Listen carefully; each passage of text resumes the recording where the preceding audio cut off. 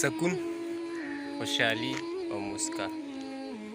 بالکل دا په تقوا کې ده او په ذکر کې ده. السلام علیکم ګرانو ملګرو، نیکې هیلې احترامات ومنئ. ستاسو ورور ستاسو ملګري خیر شجر تاسو ته مخاطب دی. کله هم چې زه چې انسان یوازې روان وي او هغه سره بل ملګری نه وي، زه چې ذکر پکار دی. یو خو ثواب دی، دویمه دا چې زړه ته خوشحالي میلاویږي، زړه پې صفا کېږي، داغونه ترې لر کېږي. د کومو ګناه په وجه چې ستا زړه باندې داغ لګي، د ذکر په وجه هغه داغونه کمیږي. بله خبره دا ده چې دا ذکر ستا یو دویم ملګری دی چې ته په لاره ځې، ذهن به دې بل طرف ته نه وړي، په ذهن کې به یې سوچونه راځي، په ذهن کې به یې غلط خیالات نه راځي. د نیګیټیو هغه کم سایډ چې دی د هغې نه ته بچ پوې، د ګناهونو نه بچ پوې.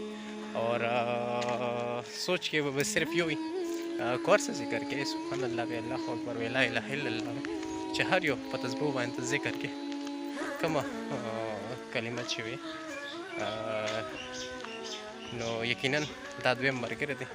دا یو وړوکې غونډه کې رایه وه زما د سیډه ټولو ملګرو ته، خپله رایه هم راکړې، کمنټ کې راکولی شي.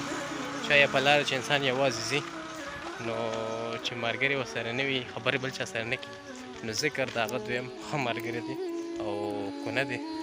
او تسبیح ځان سره ساتئ جیب کې، ښه وي. په ګوتو یو کېږي ذکر، لمونځ نه پس کېږي. داسې نارملي چې انسان ځي نو ذکر داسې نه کېږي. او چې داسې یو تسبیح سره لاس کې وي نو خامخا ذکر ورپې کې او ذهن به دغې طرف ته وي، انسان عادت شي.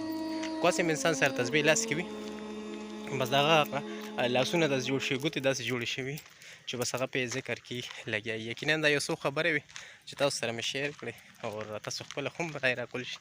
د خپل ځان د خپل چاپېریال ضرور خیال ساتئ، خپل لور حیا شجر په خپلو دعاګانو کې یاد ساتئ. ټولو ته دعاګانې کوئ. والسلام.